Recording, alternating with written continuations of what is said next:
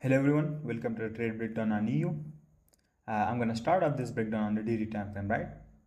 So right here on the daily, you can see that I've been expecting a retracement since this range high right here was taken. And if you watched my last few breakdowns on EU, then you'd remember that as soon as this range high was taken, I started expecting a retracement profile.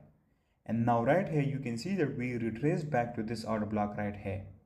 Now it doesn't matter if the drawn liquidity is higher or lower, this order block right here on the higher time frame or any other key level on the higher time frame is going to give us a reaction on the lower time frame, which we can potentially expect on the intraday charts, right?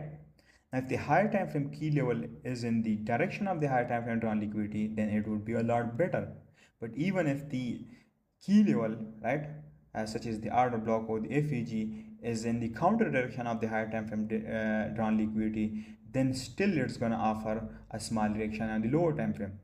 Now the scale of that reaction will be different for each level and will depend upon the quality of that key level, right?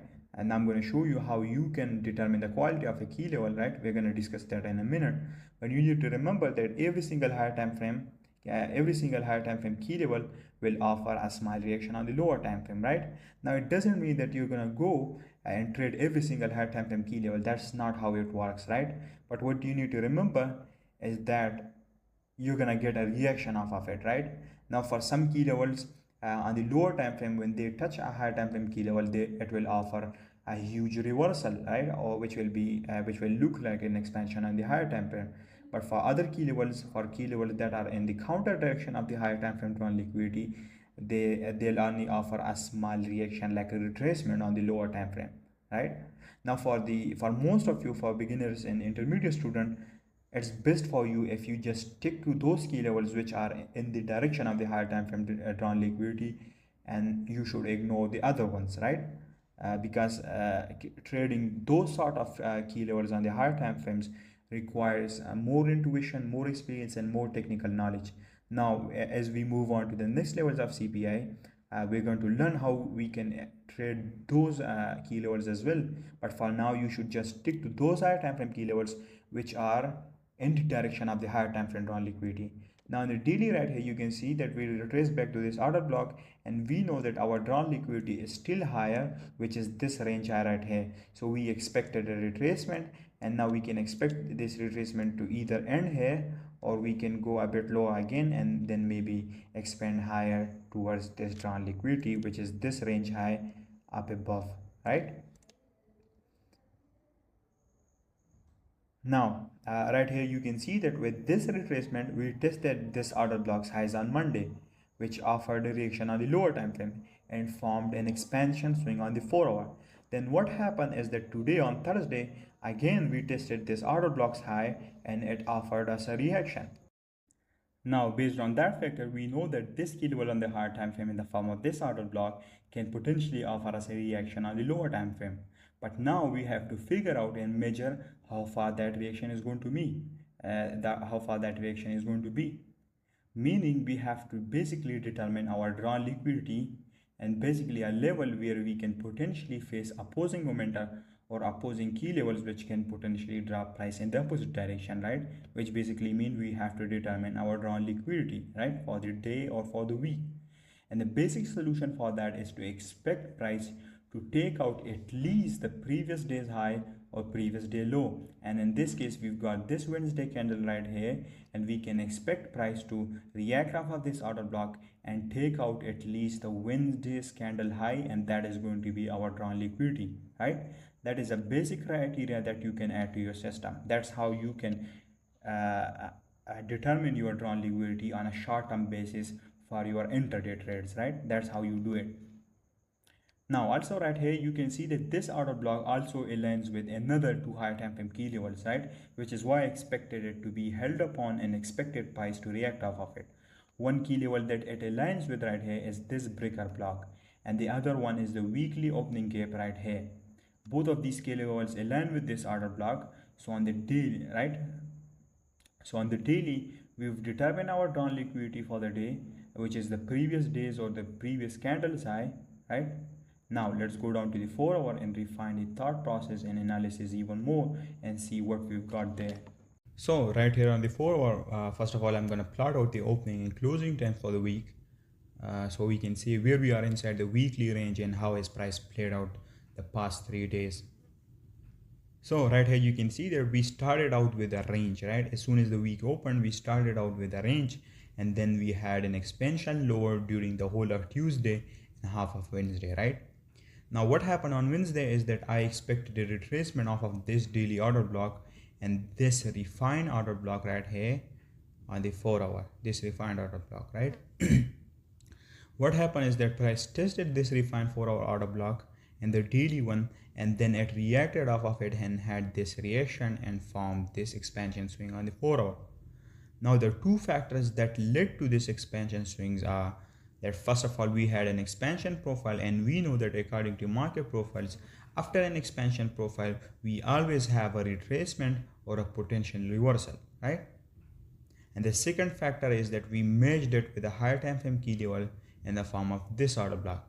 So these factors combined with each other led to the idea that Wednesday is going to have a potential retracement or a potential reversal. So on Wednesday we tested an order block, right, and had this expansion swing, and now on Thursday we can again expect a reaction off of this order block, and maybe we could form an expansion swing higher based on this higher time frame thought process, right? But we know that we cannot expect price to make an expansion straight away, right? First of all, it has to test a higher time frame key level, and then it can make an expansion higher.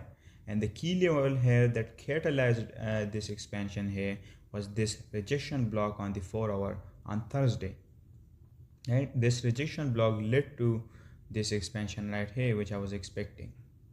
Now some people might have been looking for this Wednesday's low right here to be taken as a CRT, and maybe then they could look for an expansion. But as you know, I expected this low to be protected and not to be taken. And the reason for that is simple.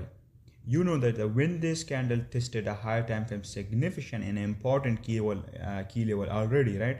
And that key level aligned with multiple other key levels, right? So that was a high quality key level. And along with that, you can see that on the 4 hour we had this CSD in the form of this candle closing above the candle that filled liquidity, which is this candle right here, right? This candle right here tested a key level, meaning it filled liquidity, and then price had this CSD when the next candle closed above it, right? Which mean there was a change in the state of delivery. What you can also see right here is that during yesterday's London close, price reacted to this candle right here and expanded lower for the rest of the day. And then when Thursday candle opened, it formed this small range on the lower time frame. Now if you tell me that whether did I expected this to happen, then the answer would be no, because I literally had no idea what price is going to do after London close in the rest of the day, right?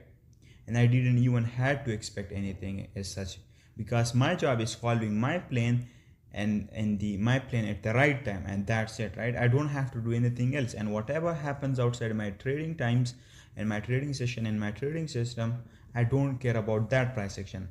I would just look at it in the next session price action, and I would look at the market and see what is it telling me and what is it showing me at the moment, right? That's what I have to do. I don't have to expect or anticipate anything outside my trading times. So right here you can see that when Thursday's candle opened right here, we formed this range just above the low of this CRT. Now as I told you before, on Wednesday I didn't know if this was going to be a CRT or not, and I could only see it today on Thursday after all of this price action has already formed.